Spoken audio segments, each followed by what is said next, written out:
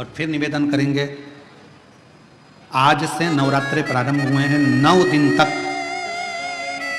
ये गुप्त नवरात्रे के 9 दिन।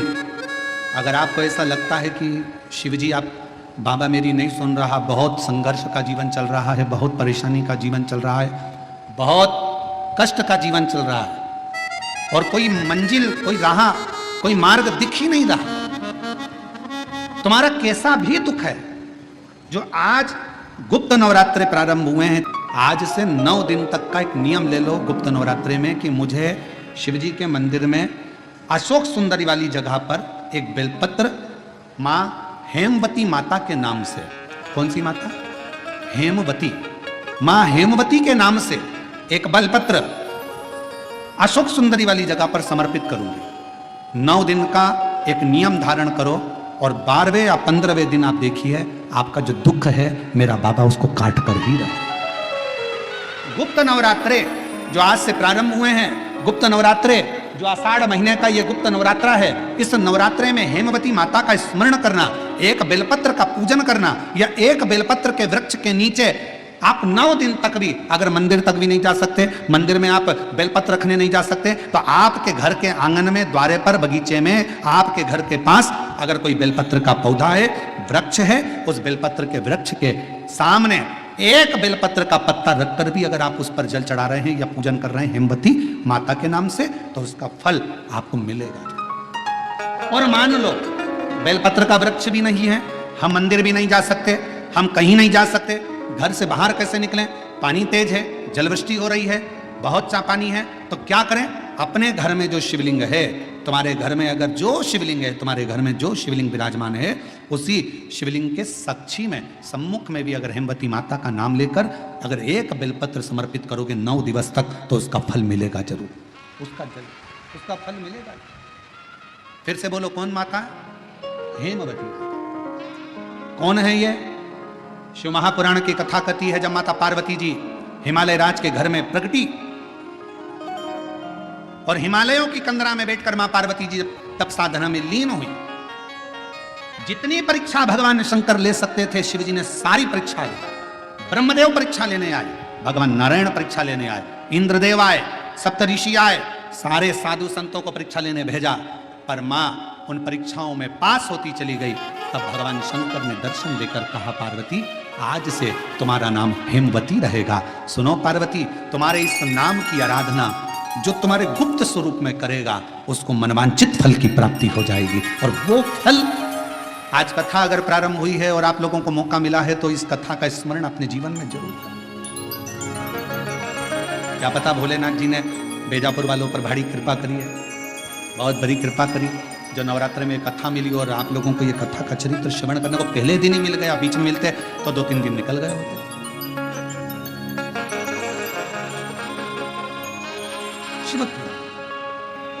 एक पत्र आया, एक पत्र में उसने लिखा, मेरा नाम सुनीता प्रकाश हिवाले है, मैं बेजापुर की रहने वाली हूं, मेरा मोबाइल नंबर ये है। पत्र को अगर आप देखेंगे तो उसमें उन्होंने लिखा कि डॉक्टर्स, जितने डॉक्टरों को दिखाया, सब डॉक्टरों ने एक ही बात कही कि तुम मां नहीं बन सकती। आप ही हैं, आ जाओ, लियाओ बाबू। 17 साल संतान का सुख नहीं था। कितने साल? जम के बोलो, 17 साल संतान का सुख नहीं था। पत्र में आप लोग पढ़ सकते हैं। मेरी शादी को 17 साल हो चुके थे, संतान का सुख नहीं था। डॉक्टरों से इलाज करवाया, पर डॉक्टरों ने बोल दिया था कि तुम कभी मां नहीं बन सकती, तुम मां नहीं बन सकती। हम दोनों पति पत्नी डिप्रेशन में चले गए, और दोनों पति पत्नी डिप्रेशन में चले गए। घर वालों ने बहुत समझाया, जो लिखा है ललाट पर वो होता है, क्यों चिंता करते हो? घर के लोगों ने दिलासा दिलाया, सब ठीक हो जाएगा, चिंता मत करो। तब करें तो करें क्या? 17 साल तक इलाज कराने के बाद भी डॉक्टरों ने कह दिया कि मां नहीं बन सकती। आखिरी में हमारे एक रिश्तेदार ने कहा, 1 लोटा जल सारी समस्या का हल, तुम शिव जी को एक लोटा जल चढ़ाना प्रारंभ करो, शिव जी का स्मरण करना प्रारंभ करो, सफेद आंकड़े की जड़ का प्रयोग करो, पशुपतिनाथ का व्रत करो और एक बार बन सके तो कुबेरेश्वर धाम जाकर बाबा का कंकर शंकर पूजन करो। मेरे बाबा की ऐसी कृपा हुई, 17 साल के बाद 21 अगस्त 2023 को बाबा की कृपा से हमारे यहाँ 21 अगस्त 2023 श्रावण के पहले सोमवार को ही मेरे बाबा ने पुत्र रत्न की प्राप्ति कराई। मैं बाबा को यहां प्रणाम करने के लिए 17 साल के बाद। और एक पत्र में मैं बेजापुर से हूं, बेंदवाड़ी बेजापुर की रहने वाली हूं। मेरा नाम रेखाबाई नंदू कहारे है। 18 साल तक संतान का सुख नहीं था और 18 साल जब संतान का सुख नहीं आया तो डॉक्टरों को दिखा दिखा थक गए। तब आखिरी में किसी ने कहा, शिव महापुराण की कथा आती है, वो प्रदीप मिश्रा वाचता है, कथा सुनना प्रारंभ करी और बाबा का पशुपतिनाथ का व्रत किया और बाबा की कृपा से आज हमारे घर में 18 साल के बाद संतान की प्राप्ति हुई। मैं बाबा को यहाँ प्रणाम करने के लिए आई। कहीं यहाँ बैठी हो तो बच्चे को लेकर आ सकती हैं। मेरा नाम रेखाबाई नंदू कहारे, मैं बेंदवाड़ी बेजापुर से रहने वाली हूँ। मेरा बच्चे का फोटो भी है। शिव तत्व किसको कहते हैं? एक विश्वास, एक भरोसा, एक दृढ़ता, एक भरोसा, एक दृढ़ता, एक विश्वास आपके भीतर प्रकट करें। और जब विश्वास, दृढ़ता, भरोसा पूर्ण होगा तो शिव मिलेगा।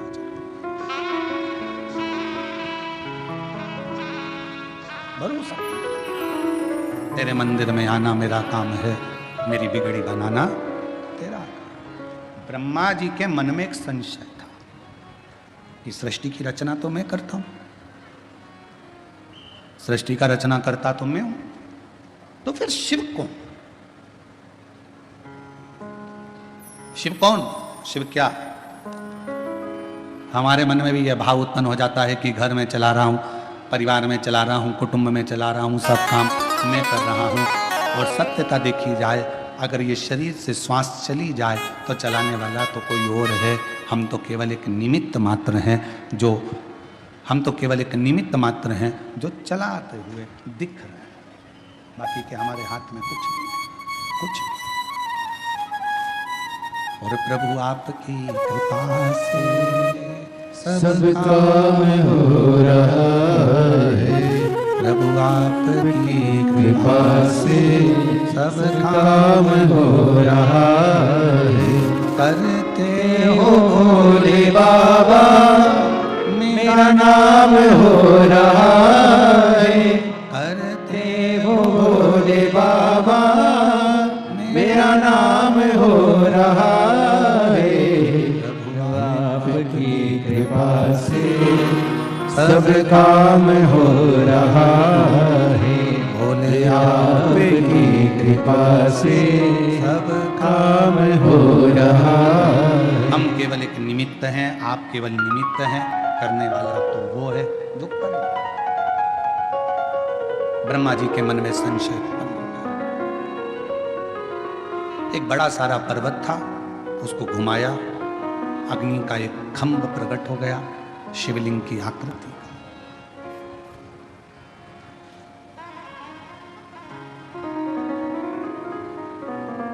ब्रह्मा जी ने भगवान विष्णु से पूछा कि यह कौन है? भगवान नारायण ने कहा यही शिव है। एक प्रतीक चिन्ह,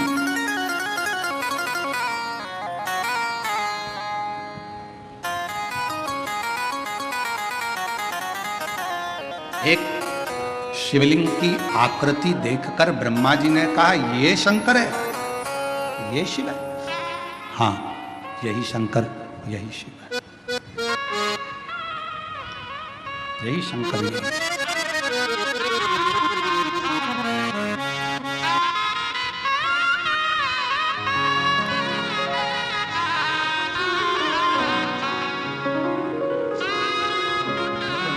बाबा दे दिया, प्रणाम करो बाबा को, प्रणाम करो जल्दी से, प्रणाम करो। 17 साल के बाद हुआ है, एक बार जोरदार कर।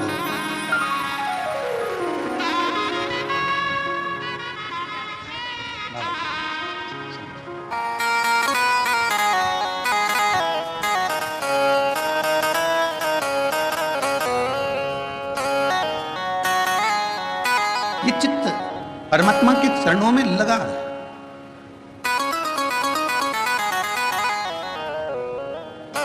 कल एक बहन जी ने प्रश्न लिखकर भेजा था, पत्र हम लेकर नहीं आए।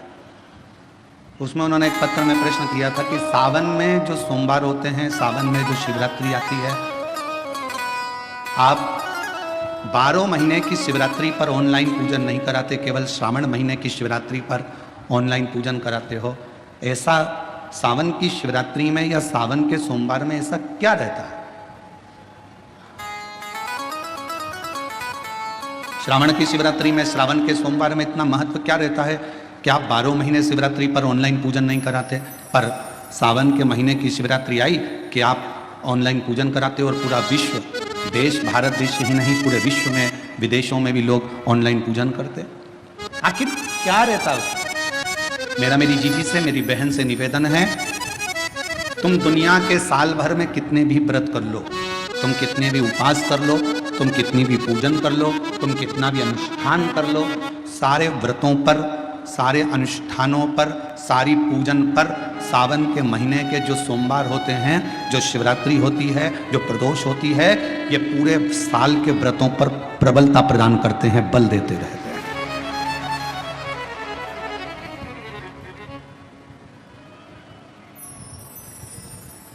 पर निवेदन है, सावन के सोमवार का व्रत करो, पर ऐसा व्रत मत करना कि तुम्हारे व्रत करने से परमात्मा को भी टेंशन हो जाए।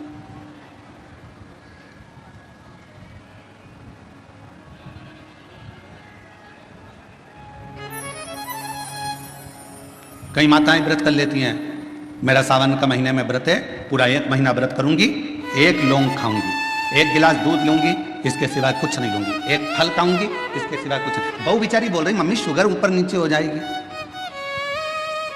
तुम्हारा बीपी ऊंचा नीचा हो जाएगा, तुम तो खाओ पियो। अब आपको पूरे महीने भगवान शंकर की आराधना भी करना है, पूजन भी करना है, अर्चना भी करना है, जाप भी करना है, कथा भी सुनना है, मंदिर भी जाना है, और मालूम पड़ा ऊपर से तुम बीमार पड़ गए। बीमार पड़ गए तो क्या मंदिर जा पाओगे? जम के तो बोलो नहीं। आराधना कर पाओगे? बैठ कर भजन कर पाओगे? कथा सुन पाओगे? नहीं। इसलिए व्रत ऐसा करना जिस व्रत में तुमको भी टेंशन नहीं, तुम्हारे परिवार को भी टेंशन नहीं, और भगवान शंकर को भी टेंशन नहीं, किसी को चिंता नहीं। तुम्हारे व्रत करने से किसी को परेशानी नहीं। मालूम पड़े तुम भोजन का त्याग कर दो, इसका त्याग कर दो, उसका त्याग कर दो, सब चीज़ों का त्याग कर दो और बीमार पड़ जाओ, तो शिव महापुराण की कथा कहती है ऐसा ऐसा तप, ऐसी साधना किसी की। तुमरुका जी जब कथा कहने के लिए बैठे, चंचुला देवी ने तुमरुका जी से एक प्रश्न किया कि कथा सुनने का नियम क्या है? गीता प्रेस गोरखपुर की शिव महापुराण की कथा लेकर आना, उसमें पढ़ना शिव महापुराण कथा महत्तम। कथा को सुनने का नियम क्या है? यह भागवत में भी पूछा गया। परीक्षित ने सुखदेव जी महाराज से पूछा था कथा सुनने का नियम क्या है। शिव पुराण में चंचुला देवी तुमरुका जी से पूछ रही हैं कि कथा सुनने का नियम क्या है, क्या नियम है कथा सुनने का? तो कहा एक समय फलहार करो, शिव महापुराण की कथा को श्रवण करो, भागवत कथा को सुनो। इतना ना बने, एक समय फलहार करो, दूसरे समय भोजन करो, और शिव महापुराण की कथा को जरूर सुनो।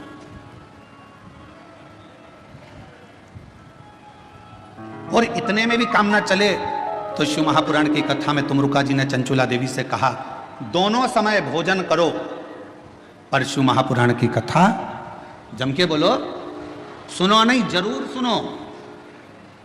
और यहां तक कहा यदि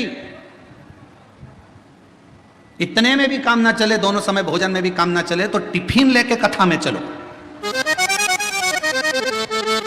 पर शिव महापुराण की कथा जरूर सुनो।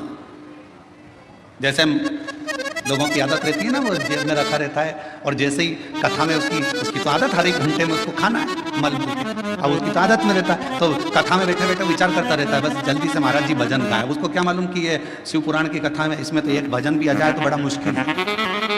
फिर वो जेब में से एक भजन आएगा, जब निकालेगा, मलेगा, जैसे ही महाराज जी भजन गाएंगे फटकी मारेगा, और जैसे ही महाराज जी कहेंगे हारा हारा, उतनी देर में तो उसने निपटा गया।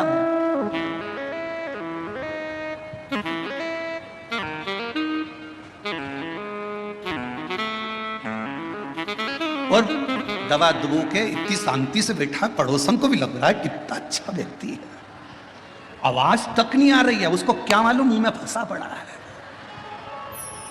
आवाज।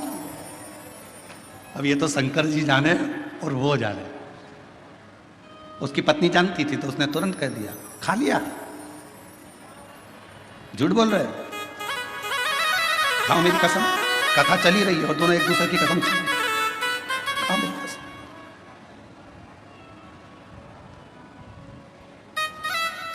जितना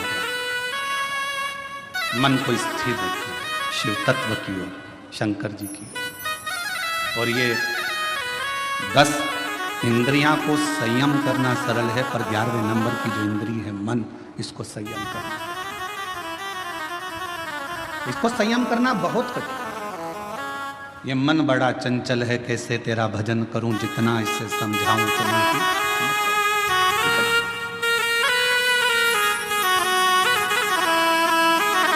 और भोले तेरे चरणों की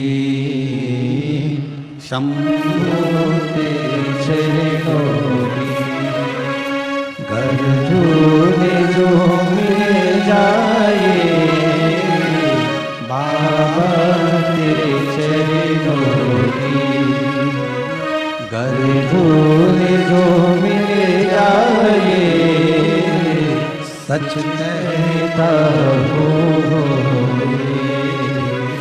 सच कहता हूँ, तकदीर बदल जाए बाबा तेरे चरणों की, शंभो तेरे चरणों की। इस मन को संयमित करना ये दुनिया का सबसे कठिन, बहुत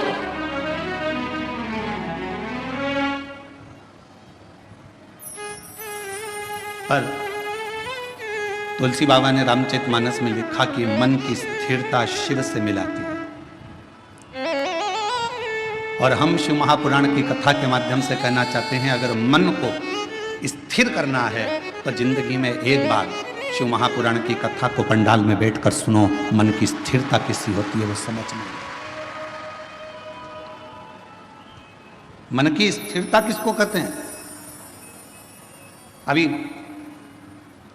10 तारीख को गुरु पूर्णिमा आएगी, सीहोर में भी 5 तारीख से 9 तारीख तक गुरु पूर्णिमा के अवसर पर 5 दिवसीय गुरु महिमा शिव महापुराण की कथा है। पूरा विश्व, पूरा देश गुरु बनाने की होड़ में रहे, गुरु मंत्र लेना है, गुरु मंत्र लेना है, कोई कहीं गुरु को, कोई कहीं गुरु को ढूंढेगा। पर शिव महापुराण की कथा कहती है अगर जिंदगी में गुरु बनाना तो शिव जैसा कोई गुरु बनाना। शिव जैसा गुरु क्यों? बीमार था चंद्र, ससुर ने श्राप दिया था चंद्रदेव को कि तेरे को काया का रोग हो जाएगा, और चंद्र की काया धीरे धीरे टपकने लगी, काया खराब होने लगी, पूरी काया बेकार होने लगी। और जब काया पूरी बेकार हो गई, एकदम दुर्बल सा चंद्रमा हो गया, तब चंद्रमा आखिरी में पूरा गलने ही वाला था, तब भगवान शंकर की आराधना करी, चंद्र को शिवजी ने अपने मस्तक पर धारण कर लिया, अपने पास में रख लिया।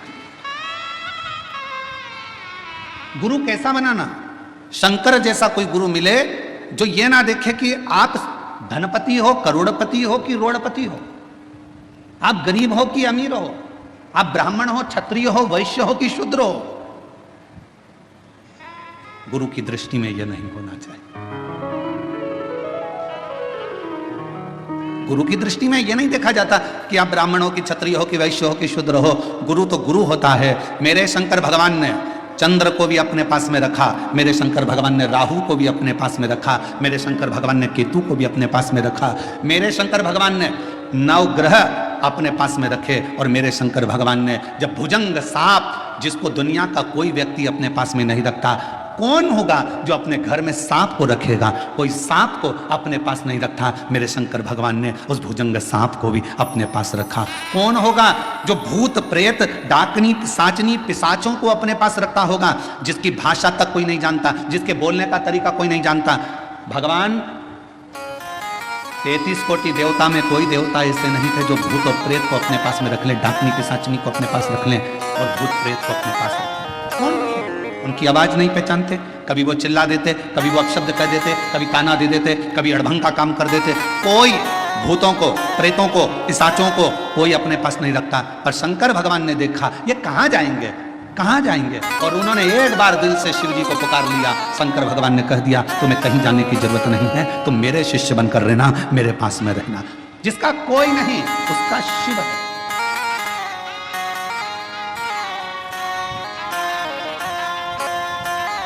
इसलिए पूरी दुनिया में केवल विश्व का एक ही नाथ है और उसका नाम विश्व, जम के बोलो, विश्वनाथ है।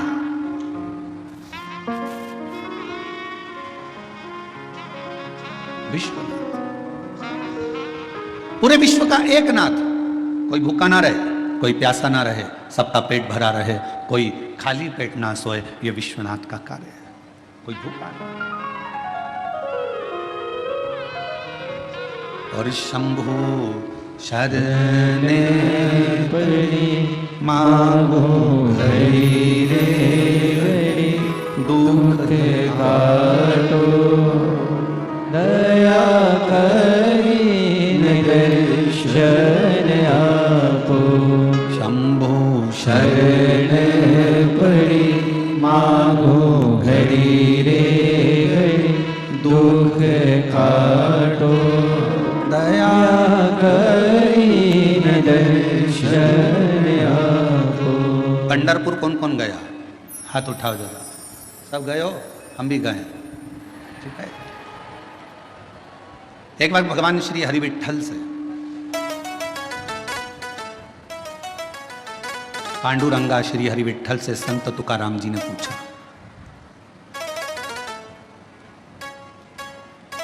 संत तुकाराम जी ने कहा, हाथ जोड़कर पांडुरंगा के सामने संत तुकाराम जी बैठ गए श्री हरि विठ्ठल के सामने।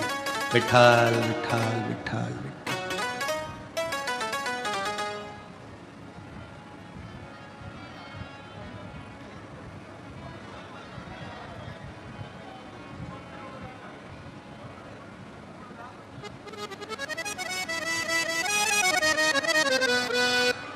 तुकाराम जी सामने, क्या बात है?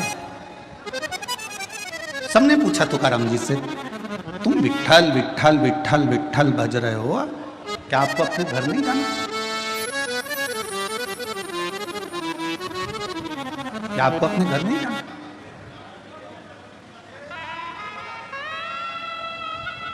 तीन दिन हो गए तुकाराम जी, और 3 दिन से संत तुकाराम जी विठ्ठल विठ्ठल विठ्ठल विठ्ठल, पांडुरंगा विठ्ठल कहने में।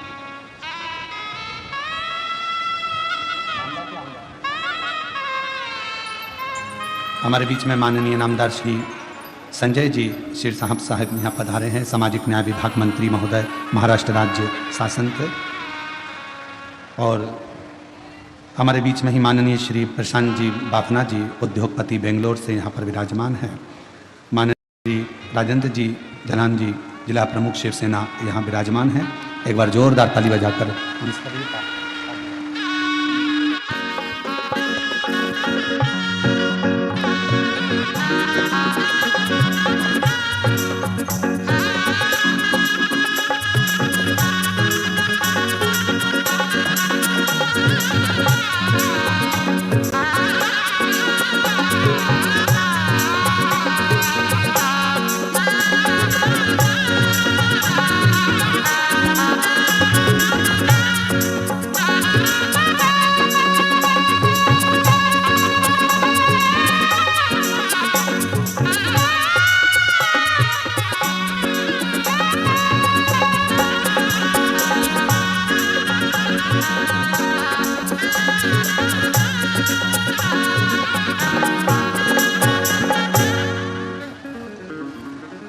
शंभु शरण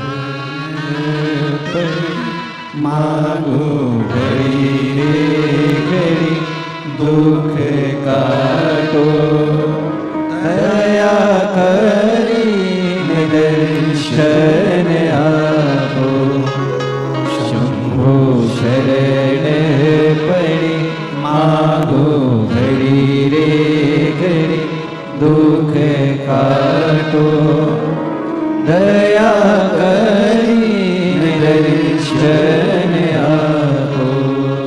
शिव कथा कर रहे भगवान शंकर का चरित्र। संत तुकाराम जी 3 दिन से लगातार विठ्ठल विठ्ठल माजा विठ्ठल माजा विठ्ठल विठ्ठल।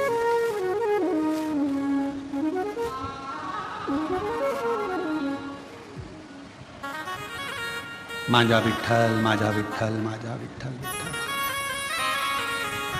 अब चौथा दिन हो गया।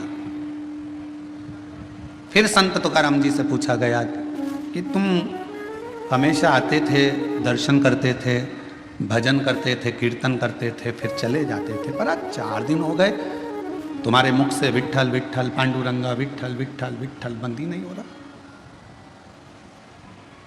चौथा दिन पूरा निकल गया, 5वां दिन आ गया, माजा विठ्ठल माजा विठ्ठल माजा विठ्ठल।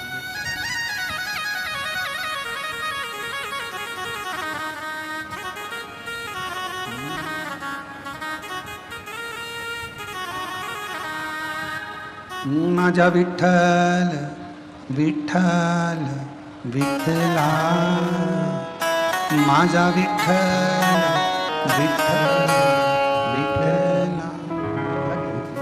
4 दिन निकल गए,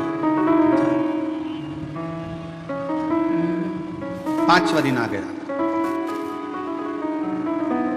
अब कोई पूछने के लिए नहीं आया। अब संत तुकाराम जी से पूछने के लिए स्वयं हरि विठ्ठल मंदिर छोड़कर बाहर आ गए चौक में। स्वयं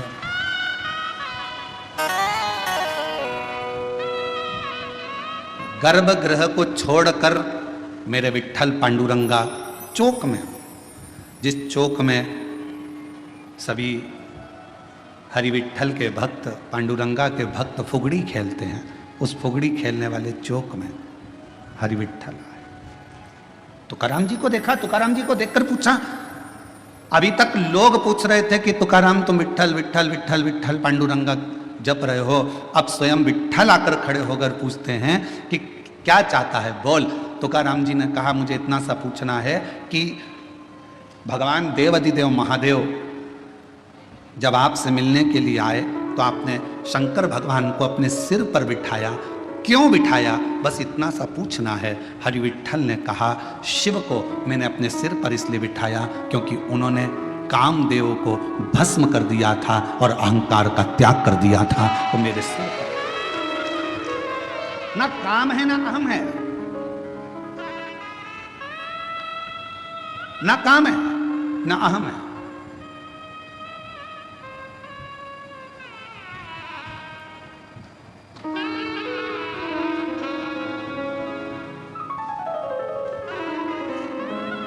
एक लाइन किसी की काव्य की सुनी थी, जो खानदानी रईस हैं वो मिजाज रखते हैं नर्म अपना। मेरे शंकर भगवान के पास में कुबेर का खजाना है, इसलिए उसको कुबेरेश्वर महादेव कहते हैं, कुबेर भंडारी कहते हैं। भगवान नारायण को भी अगर लक्ष्मी दी है तो मेरे शंकर भगवान ने दी। माता लक्ष्मी जी की मां ख्याति देवी लक्ष्मी जी का विवाह तो शिव जी से करने वाली थी, पर लक्ष्मी जी का विवाह जब शंकर जी से होने वाला था तो शंकर जी ने मना कर दिया था, मैं विवाह नहीं करूंगा। क्यों? क्योंकि ये लक्ष्मी जी नारायण को चाहती हैं, इसलिए ख्याति देवी आप अपनी बेटी को भगवान विष्णु को ब्याह दो। शिव की कृपा से लक्ष्मी जी नारायण को मिली है।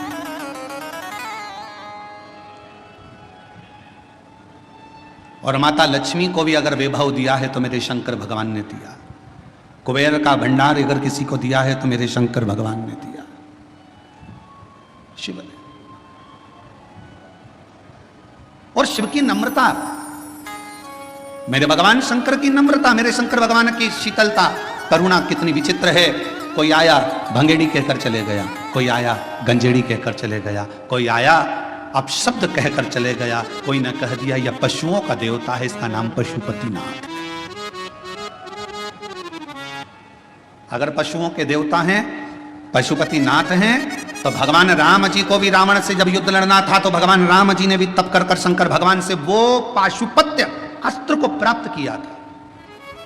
और भगवान कृष्ण को भी जब युद्ध मैदान में जाना था तो उन्होंने पाशुपत्य अस्त्र को प्राप्त किया। जरा विचार करिएगा, दुनिया के लोगों ने कहा ये पशुओं के देवता हैं, दुनिया के लोगों ने कहा ये भांग पीते हैं, दुनिया के लोगों ने कहा ये गांजा पीते हैं, दुनिया के लोगों ने कहा शिव ऐसे हैं, दुनिया के लोगों ने कहा शंकर ऐसे हैं। दुनिया के लोगों ने उनको अलग कर दिया, शिव बिल्कुल अलग हो गए, अलग सब देवताओं को मानने लगे, पर शंकर के मंदिर बंद से हो गए थे, शिव के मंदिर में जाले लगे रहते थे। पर आज की स्थिति में जब दुनिया की दृष्टि में यह आ गया कि शंकर से बड़ा कोई करुणा सागर नहीं है, तो मंदिर भी खुल गए, द्वार भी खुल गए और शिव का आनंद भी हो गया। बोल बम का नारा है, इतना धीमा बोलोगे तो कल्याण तुम्हारा है। जरा जम के बोलो, बोल बम का नारा है, सारी समस्या का हल श्री शिवाय। दुनिया की दृष्टि में आ गया कि शिव की नम्रता क्या है, दुनिया की दृष्टि में आ गया शिव की कोमलता क्या है, दुनिया की दृष्टि में आ गया कि शंकर की करुणा क्या है।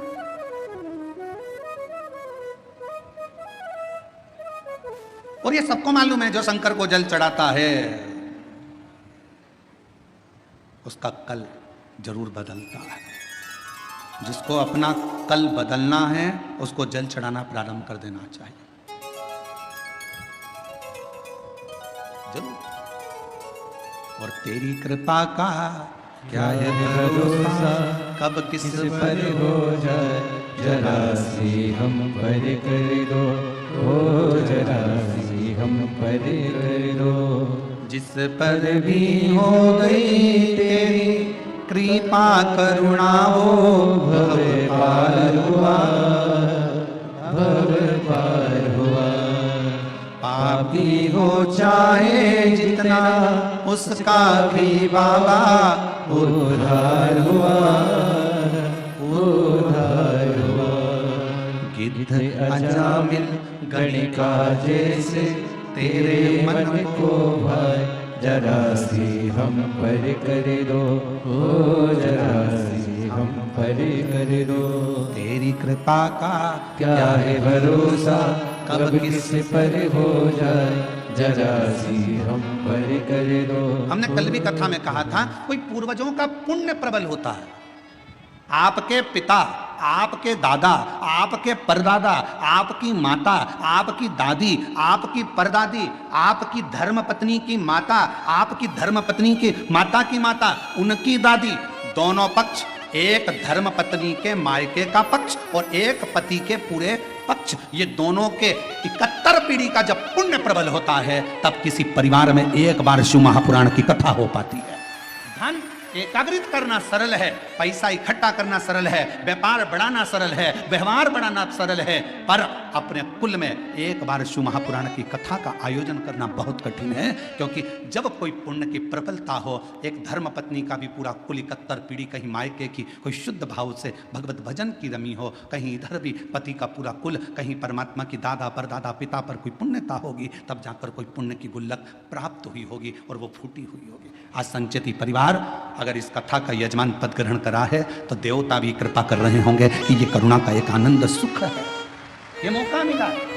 और शिव महापुराण की कथा करवाना कोई सरल विषय नहीं, इतनी अड़चने आती है क्योंकि शंकर की कथा है, ये कोई साधारण कथा नहीं है। शंकर भगवान विष्णु जी का विवाह हुआ, तारीख निकली, तिथि निकली, पल निकला और भगवान विष्णु का लक्ष्मी जी के साथ में मां लक्ष्मी जी के साथ विवाह हो गया। ब्रह्मा जी का विवाह ब्रह्माणी के साथ हो गया, इंद्र का विवाह इंद्राणी के साथ हो गया। पर शंकर भगवान के विवाह की तारीख निकली, तिथि निकली, समय निकला, इतनी बजे फेरे होंगे, इतनी बजे विवाह होगा।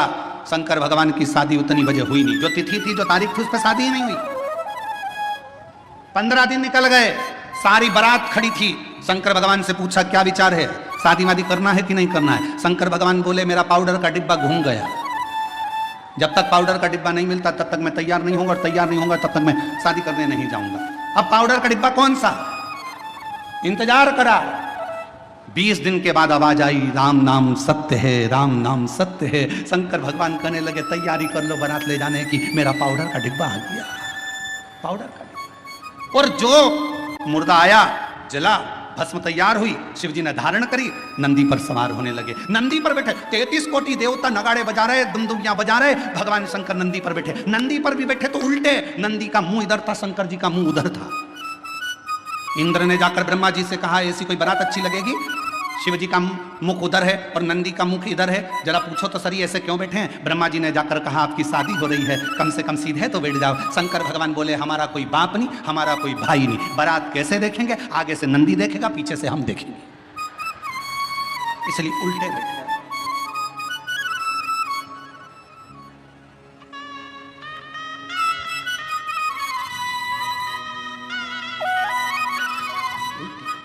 बारात थोड़ी सी दूर चली और बारात थोड़ी सी दूर चलने पर, जब शिव जी की बारात थोड़ी दूर पर चली, चलने के बाद में शंकर भगवान ने देखा मेरा एक गण साइड में पेड़ के ऊपर उल्टा टंगा हुआ है, मेरा भूत प्रेत उल्टा टंगा है। शिव जी ने उसको देखा, पूछा तू नहीं आया? उसने मुंडी हिला दी, टंगे ही टंगे उल्टा, मुंह टंगे टंगे, बोला मैं कैसे आऊँ, मेरे को किसी ने बुलाया नहीं, आऊँगा तो भगा देंगे। शंकर भगवान बोले चिंता मत करो, मैं बुलाता हूँ। शिव जी ने डमरू खड़काया, देवताओं ने आकर कहा तुम्हारी शादी हो रही है, बैंड बाजे हम बजा तो रहे हैं, तुम्हें बजाने की जरूरत क्या है? शंकर भगवान बोले शादी मेरी तो बाजे भी मैं ही बजाऊंगा।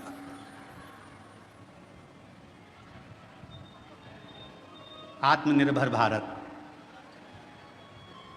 मेरी शादी है तो बैंड में ही बजाऊंगा, बाजे में ही बजाऊंगा। डमरू खड़काया, जैसे डमरू खड़काया डाकनी पिशाचरी चुड़ैल भूत भयंकर आए, सब इकट्ठे होकर आ गए, सब नाचने लगे। देवताओं ने सोचा इनके बीच में अपन क्या नाचो, आगे चले गए। देवता सबसे आगे, बीच में भूत चुड़ैल, उसके बाद में शंकर जी। भगवान भोलेनाथ प्रसन्न हो गए, मेरे सारे रिश्तेदार आ गए। इंद्रदेव ने ब्रह्मा जी से कहा प्रभु देवता आगे नाच रहे हैं, कोई भांगड़ा कर रहा है, कोई कत्थक कर रहा है, कोई गरबा कर रहा है, कोई कुछ कर रहा है, पर भूत चुड़ैल जो नाच रहे हैं इनके नाचने का पता नहीं पड़ पा रहा कि यह कौन सा डांस है, इस समझ में नहीं आ। इतने में ब्रह्मा जी ने इंद्र से कहा जो देवता नाच रहे वो भांगड़ा कत्थक गरबा ये सब समझ में तो आ रहा है ना? हाँ, पर ये भूत चुड़ैल समझ में नहीं आ रहा है क्या नाच रहे हैं। ब्रह्मा जी ने कहा जो भूत चुड़ैल शंकर जी की शादी में नाचे इसी को लोग कलयुग में डिस्को कहेंगे, इसी को लोग कलयुग में डिस्को, ऐसा लगेगा जैसे ततैया खा गया। मेरा नाम चिंचिंचू, अब लग जाए ततैया खा ऊपर से। और डांस का पता ही नहीं चलता, लोग ऐसे डांस करते हैं जैसे खुजाल हो गई शरीर में, खुजाल, समझे क्या?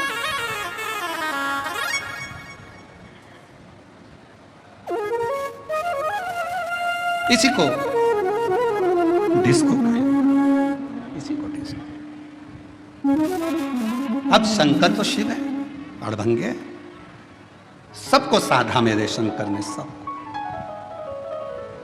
शिव के पास कोई अहंकार की कोई भी एक परिभाषा नहीं, अहंकार का कोई संबोधन नहीं।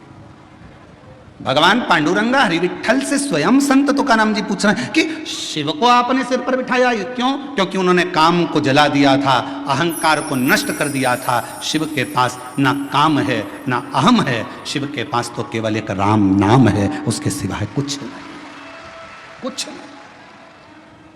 और कलयुग केवल नाम आधारा, सुमर सुमर उतरहि पारा।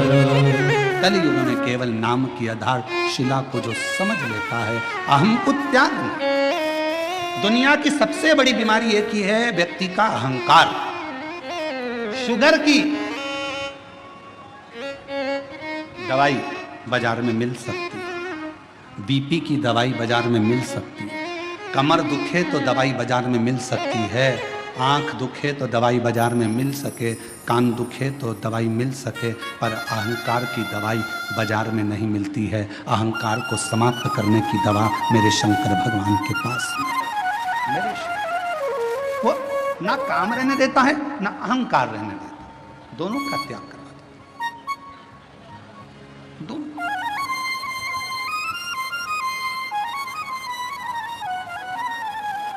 तुम जाकर देखो, राम जी के मंदिर में जाओगे तो तुम्हारे लिए आसन बिछाया जाएगा, कृष्ण भगवान के मंदिर में जाओगे तो तुम्हारा आसन भी बिछेगा, सरसरिष्ठता रहे। पर शंकर जी के मंदिर में इतनी भी जगह नहीं रहती कि आसन बिछाया जाए, जमीन पूरी गीली, चारों तरफ गीला गीला। कोई इधर से आया लोटा ढोल गया पानी का, कोई उधर से आया तो पानी शंकर जी को चढ़ाना था, तेर पे चढ़ाकर चले गया। शिव है, तुम कितने भी करोड़पति हो, धनपति हो, वैभवपति हो, सत्तापति हो, चाहे तुम्हारे पास में कितना भी वैभव है, पर शंकर के मंदिर में, शिव महापुराण में और शंकर जी के दरवाजे पर अहंकार समाप्त हो जाता है। वहां तुम्हारे पास क्या है क्या नहीं वो पूरा समाप्त हो जाता है। वो तुम्हारे घर पर होगा, शंकर के दरवाजे पर तो केवल एक शून्यता रहती है, और वो शून्यता में शिव बसता है, और वो बसता है तो जीवन का कल्याण करता है। शून्यता। बेजापुर कब आया? छत्रपति संभाजी नगर से चले गाड़ी को लेकर, आगे आया 70 किलोमीटर दूर बेजापुर, और आगे बढ़े 60 किलोमीटर, और आगे बढ़े 57, 56, 55, 54, 53, 52, 51, फिर और आगे बढ़ते बढ़ते 50, फिर 49, ऐसे चलते चलते चलते चलते चलते चलते धीरे धीरे और आगे बढ़े। बेजापुर 10 किलोमीटर, बेजापुर से और आगे बढ़े, वहाँ से और आगे बढ़ते बढ़ते बेजापुर फिर 9, आप लोग बोलते जाओ 8, फिर 7, बेजापुर 6, 5, 4, 3, 2, 1, उसके बाद बेजापुर आते से ही मिलेगा शून्य। बोलो सही है कि गलत है? अरे जम के तो बोलो। बेजापुर कहां आया? जहां शून्य आया, जीरो आया, समझ लो वहां बेजापुर आ गया। छत्रपति संभाजी नगर यहां से जा रहे हो, चलते चलते 70 किलोमीटर से बढ़ते बढ़ते 10 किलोमीटर पे पहुंचे, 10 से 9, 8, 7, 6, 5, 4, 3, 2, 1, और बाद में शून्य आ गया। छत्रपति संभाजी नगर आ गया। पुणे गए, चलते चलते शून्य आ गया। बेंगलोर गए, चलते चलते शून्य आ गया। मुंबई गए, चलते चलते शून्य आ गया, तो मुंबई आ गया, पुणे आ गया। शून्य पर स्थान नियुक्त है। उसी तरह जब तुम्हारे भीतर एक शून्यता, ये कुछ भी मेरा नहीं है शिव शंकर सब तेरा है, जब एक शून्यता आकर खड़ी हो जाएगी, समझ लेना तुम शिव के दरवाजे पर आ गए और शिव तुम्हारे हृदय में आकर विराजमान हो गया। शून्य है।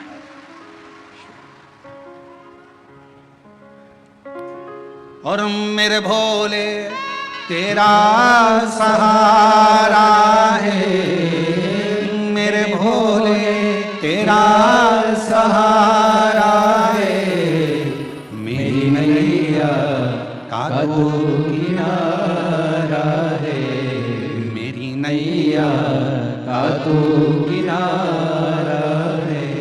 मेरे बाबा तुझे पुकारा है, मेरे बाबा तुझे पुकारा है, मेरी नैया का तो किनारा है, मेरी नैया का तो किनारा। उस शिव को समझने के लिए शून्यता की जरूरत पड़ती है।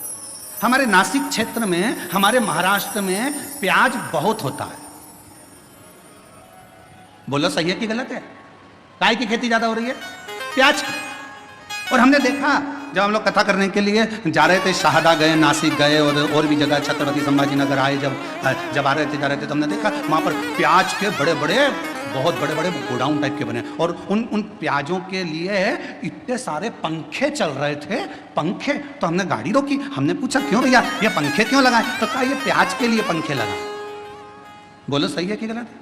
प्याज के लिए पंखे क्यों लगाए? तो कहा अगर सड़ जाएगा, गर्मी रहती है तो अंदर से सड़ जाता है, तो पंखे लगाना जरूरी है। फिर हमने देखा कि एक खटिया पर एक पिताजी बैठे थे और वो एक पुष्टे से हवा कर रहे थे। तो हमने पूछा भैया ये कौन है? तो क्या हमारे बाप है, हमारे पिता। तो हमने कहा प्याज के लिए तुमने 50 पंखे लगाए, बाप के लिए एक भी पंखा। तो फिर उस गोडाउन वाले ने पूछा तुम कौन हो? हमने कहा सीहोर वाले। अच्छा मिश्रा जी? हमने कहा। उन्होंने कहा हमारा नाम लेके तुम कहीं बोलना मत ही। हमने कहा कसम से नहीं बोलेंगे, तुम्हारा नाम तो लेंगे ही नहीं, पक्का। वो तो आज कथा में बेजापुर में बात निकली तो बोल दिया, पर नाम नहीं बोलूंगा। और तुम बोलोगे तो बोल भी दूंगा। नाम नहीं लगाए प्याज के लिए 50 पंखे, बाप के लिए पुष्टा। अरे ये चमक, ये दमक, फुलवन में महक, सब कुछ सरकार तुम्हारे पिता से तो है। बाप के लिए भी एक पंखा लगा सकते थे तो जीवन का एक आनंद प्राप्त हो जाता। ये सब बहुत बहुत विचारणीय है।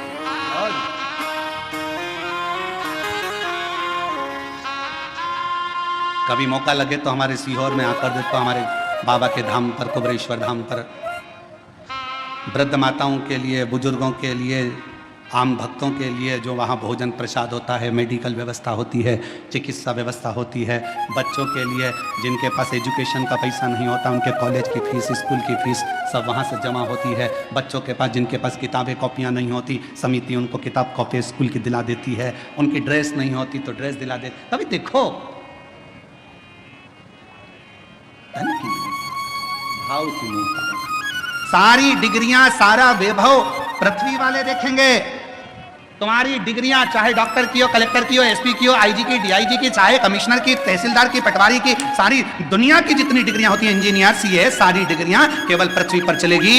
वहां तो एक ही डिग्री चलेगी, तूने अपने माता पिता की सेवा कितनी करी, तूने भूखे को भोजन और प्यासे को पानी कितना पिलाया। वहां एक ही डिग्री देखी, वहां नहीं देखा जाएगा कि तेरे पास डिग्री कौन सी थी। नहीं साहब मैं इंजीनियर, नहीं साहब मैं मजिस्ट्रेट, नहीं साहब मैं इस फलाना कोर्ट का मजिस्ट्रेट हूं, मैं इतनी बड़ी पदवी पर रहा हूं। भगवान भी कह देगा नीचे बैठे रे, फालतू बात करना मत, नीचे चले डिग्री, ऊपर चले तेरे कर्म, कर्म के सिवाय ऊपर कुछ नहीं चलता। इसलिए फिर निवेदन, मत बुरे कर्म कर बंदे वरना पछताएगा, भगवान की आंखों से तो बच नहीं पाएगा, तू बच नहीं पाएगा। ऊपर जाते से ही कह दिया जाएगा तेरा क्या होगा रे कालिया, होगा क्या तेरा, तेरे कर्म के लेख से तुझे प्राप्त होगा कि तुझे क्या देना है। क्या कितनी सुंदर कथा है। एक बहुत विद्वान महाराज जी मर गए, बहुत विद्वान, खूब प्रवचन देते थे, मर गए, ऊपर गए, वैकुंठ का दरवाजा बंद था, सब लाइन लगा के खड़े थे। सवेरे वैकुंठ का दरवाजा खुलेगा जब सबको वैकुंठ में प्रवेश मिलेगा। वैकुंठ जाने की लाइन में महाराज जी भी खड़े थे। महाराज जी से आगे एक व्यक्ति और खड़ा था, टोपी लगाया था, जीन्स पहना था, थोड़ी थोड़ी जगह से फटी हुई थी, जोरदार जूते पहना था, चाबी का छल्ला घुमा रहा था। महाराज जी ने मन में सोचा कैसे कैसे लोग वैकुंठ आ जाते हैं, बता इनको वैकुंठ आना था, इनको तो नरक जाना था। सवेरे वैकुंठ का दरवाजा खुला, नाम लिया गया, आ जाओ साहब, आ जाओ साहब। चाबी का छल्ला वाला व्यक्ति आया, तुम कौन, मेरा नाम ये है। अच्छा क्या करते थे, गाड़ी चलाता था, बस। अच्छा एक काम करो, वैकुंठ में वो सामने एक जो महल बना है उसमें चले जाओ, चांदी का सिंहासन है, सोने का पलंग है, डनलप के गद्दे हैं, अप्सराएं आएंगी आपको भोजन कराएंगी, पंखा झेलेंगी, सोने की थाली में आपको भोजन करना है। वाह वाह वाह, धन्य, इतना सुंदर वैकुंठ। हाँ।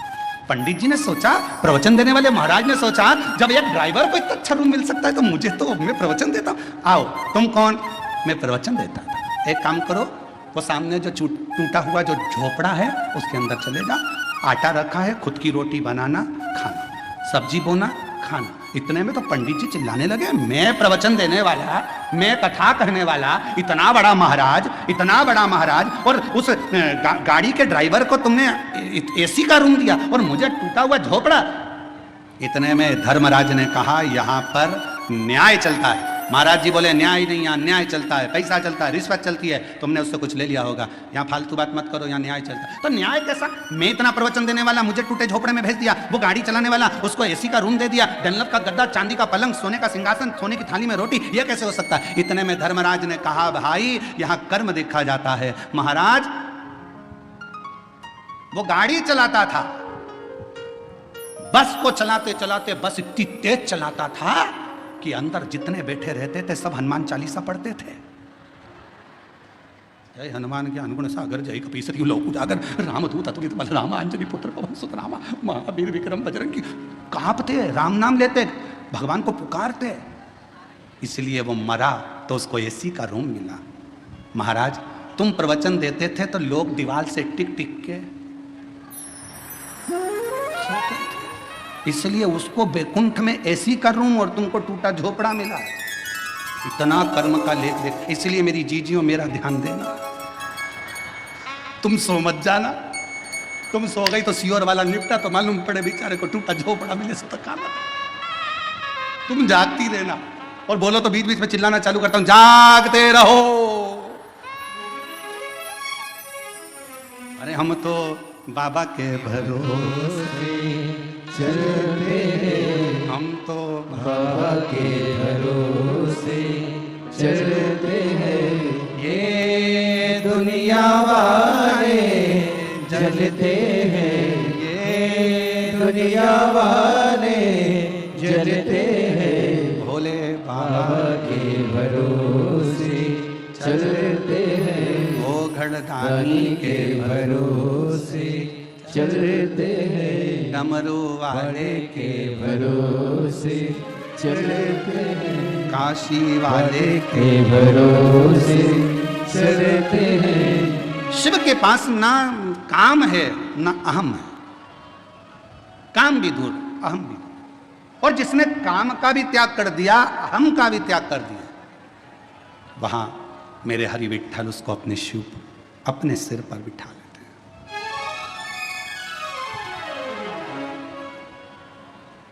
अपने मस्तक पर बिठा लेते हैं।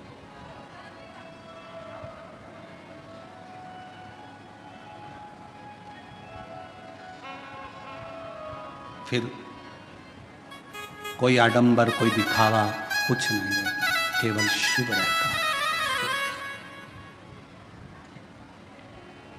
वो एक लाइन आप लोग गाते हो ना, देहाची तिजोरी भक्ति चाँच उघड़दार देवाचा, उघड़दार देवा, उघड़दार देवाचा, उघड़दार देवा।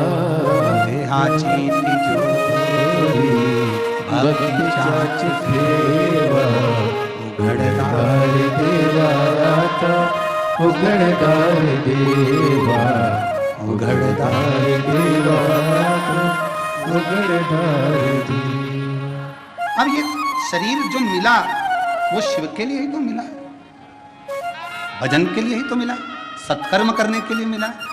पूर्व में ना जाने कौन सा अच्छा काम किया था जो आज भगवान ने भरपेट भोजन दिया, राजसी ठाट दिया, वैभव दिया, धन दिया, दौलत दी, संपदा दी, सत्ता दी, नाम दी, शोहरत दी, इज्जत दी, घर में संतान दी, वैभव दिया, वंश दिया। ये पूर्व का कोई कर्म करा होगा, नहीं तो तुम्हारे नाम के तो कितने पैदा हुए, तुम्हारे साथ में ना जाने कितने पैदा हुए। एक ही हॉस्पिटल में कितने बच्चे उसी तारीख को, उसी तिथि को, उसी पल में, उसी घड़ी में कितने पैदा होते हैं। क्या सब करोड़पति बन जाते? क्या सबका नाम चल जाता? नहीं, तुम्हारे पूर्व में तुमने कुछ अच्छा कर्म करा था तो आज बाबा ने दिया है, आज कर कर जाओगे फिर बाबा दे देगा, और फिर कर कर जाओगे फिर दे देगा। नहीं तो एक ही नाम के राम सिंह राम सिंह राम सिंह नाम के ढेर, भानु प्रताप भानु प्रताप भानु प्रताप ढेर। 15 तारीख को जितने जन्म लिए 15 को ढेर सारे जन्म लिए। 9:15 पर जितने जन्म होंगे 9:15 पे ना जाने कितने करोड़ बच्चे जन्म होंगे, कितने लाखों जन्म होंगे। पर तुम्हारे ऊपर शिव की कृपा हुई है तो मतलब कहीं ना कहीं तुम्हारा पूर्व का कर्म अच्छा है। कहाँ कोई पिछले जन्म के अच्छे कोई पिछले जन्म ये पूर्व का कर्म अच्छा था। अच्छी पत्नी मिल गई, अच्छा पति मिल गया, अच्छे बच्चे मिल गए, अच्छा कुटुंब मिल गया। एक भी गड़बड़ निकल जाता तो हालत खराब हो जाती। मकान बनाने के लिए अच्छे मिस्त्री की जरूरत होती है और घर के लिए अच्छी स्त्री की जरूरत होती है। मिस्त्री गड़बड़ निकल जाए तो छत पे पानी भरा ही रहता है और स्त्री गड़बड़ निकल जाए तो मुंह फूला ही रहता है। बहुत ध्यान देने वाला विषय। मिस्त्री गड़बड़ निकल गया, छत पे अगर ढाल नहीं दिया, सही तरह से छत नहीं बनाई, सही तरीके से मकान नहीं बनाया, बाथरूम नहीं बनाया, पानी भरा रहेगा। फिर दिन भर वाइपर से निकालते रहो और बाद में मन से कोसते रहो, ऐसा बाथरूम बनवाया पानी नहीं निकल रहा, बता उसकी जाली में फंस गया, पानी नहीं निकल रहा, वाइपर से निकाले, झाड़ू मारे तब जाकर पानी निकले, छत पे पानी भरा गया, निकल नहीं रहा। किसको दोष दोगे? मिस्त्री को। मिस्त्री ऐसा मिला, मकान बनाने वाला ऐसा मिला, अच्छा लेकर आना था, कैसा बनाया उसने, छत पे पानी भरा रहा है। मिस्त्री और स्त्री ये दोनों का श्रेष्ठ होना जरूरी है। मिस्त्री अगर अच्छा है तो मकान अच्छा बनता है, और स्त्री अगर अच्छी है तो घर अच्छा बनता है, परिवार अच्छा बनता है, कुटुंब अच्छा बनता है। दोनों की समता होना चाहिए, दोनों की श्रेष्ठता होना चाहिए, और ये श्रेष्ठता आपके भीतर हो। शिव कथा कर रही है, भगवान शंकर का चरित्र कर रहा है, भगवान ओघड़दानी का चरित्र कर रहा है, भगवान हरि विठ्ठल का चरित्र कर रहा है, मेरे शंकर भगवान का चरित्र कहता है। शिव तत्व कहता है जब माँ पार्वती मैया बाल्यावस्था में थी तब भगवान शंकर की आराधना में लीन रहती थी, आराधना। और शिव की कृपा से, शंकर की करुणा से, उनकी उदारता से पार्वती मैया के तेज पुंज से एक प्रकाश, उस प्रकाश से जल, और उस जल से बेलपत्र का वृक्ष प्रकट हुआ। बेलपत्र और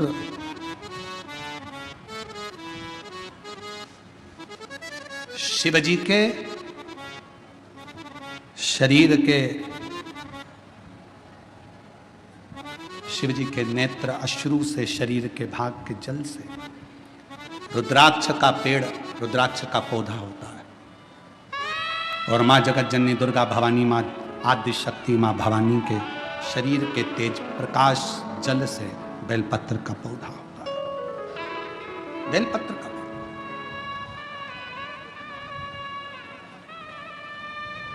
पूरे विश्व के जितने श्रोता शिव जी के, शंकर जी की पवित्र कथा को सुन रहे हैं, आपसे निवेदन है, चातुर्मास के 4 महीने में एक नियम बनाओ। मैं ज्यादा कुछ ना कर सकूं तो 4 महीने में कम से कम 4 पौधे मैं बेलपत्र के जरूर लगाऊंगी, कहीं ना कहीं बेलपत्र का वृक्षारोपण जरूर करूंगी। क्यों? मान लो हम चले भी गए और हमारे परिवार के लोग मान लो शंकर जी की पूजा नहीं कर पाए, भगवान शिव की आराधना नहीं कर पाए, भगवान शंकर की भक्ति ना कर पाए, तो मेरे द्वारा लगा हुआ यह बेलपत्री का पौधा बड़ा होगा, कोई ना कोई इसकी पत्ती तोड़कर शिव जी को चढ़ाएगा, कम से कम मेरे कुल का उद्धार होगा, मेरे वंश का उद्धार होगा, मेरी पीढ़ी का उद्धार। लगाओ। हम ज्यादा पौधे लगाने का नहीं बोल रहे आपसे तो 4 महीना चतुर्मास के 4 पौधा लगाने का एक बना लो कि मुझे एक बेलपत्री का पौधा हर महीने लगाना है। और वो पौधा ऐसा मत लगाना जैसा दुनिया के राजनेता लगाते हैं, सुबह लगाते हैं शाम को बकरी खा जाती है, ऐसा पौधा ना लगाइए। बुरा लगे तो बोल देना, अरे भाई हो, हमारी बात का लोगों को बुरा बहुत लगता है इसलिए अभी बोल दे रहे हैं, क्षमा मांगते हो। ऐसा पौधा ना लगाइए कि सुबह लगाया शाम को बकरी खा गई, नहीं, पौधे का ध्यान देना है जाकर। और पौधा इतना सा भी मत लगाना कि उसको पनपने में टाइम लगे, थोड़ा बड़ा करो अपने घर के अंदर, एक गमले में लगा लो, 2-3 महीना बड़ा कर कर पौधे को, जैसे एक बेटी को पाल पोस कर बड़ा करते हो, बच्चों को बड़ा करते हो, ऐसे बेलपत्र के पौधे को बड़ा करो, उसको खूब परवरिश करो, फिर उसको कहीं ऐसी जगह जाकर लगाओ जहां तुम अगर पानी भी ना दे पाओ तो उसको कम से कम पानी मिलता रहे, और वो बड़ा होकर भगवान शंकर के ऊपर उसकी एक बेलपत्र चढ़ती रहे, ऐसा भाव रखो। पेड़ पौधे तो बहुत लगते हैं, रोज मीडिया पर भी आता है, इतने पौधे लग गए, इतने पौधे लग गए, मालूम पड़े वो पौधे फिर दिखे ही ना, तो क्या मतलब का? पौधे लगाओ, ज्यादा नहीं तो एक लगाओ, पर सुरक्षित लगाओ, लगना चाहिए कि तुम्हारा लगाया गया पौधा। बेलपत्र का पौधा माता पार्वती जी के द्वारा प्रकट किया गया। बेलपत्र के वृक्ष की गणना करी गई। बेलपत्र के वृक्ष की जो जड़ होती है उसमें मां गौरी का स्थान होता है। बेलपत्र की जड़ में महागौरी है, बेलपत्र के तने में माहेश्वरी है, बेलपत्र के शाखाओं में दक्षिणायनी माता है, बेलपत्र की पत्ती में मां पार्वती है, बेलपत्र के फल में मां कात्यायनी है, और बेलपत्र के उस सुंदर आनंदमय फूल में, उस फूल के अंदर मां गौरी विराजमान है। ऐसा पूरा बेलपत्र के वृक्ष की गणना करी गई। चाहे शाखा हो, जड़ हो, बेलपत्र के पूजन का कितना भी एक पत्र आया है, अच्छा है देखिए।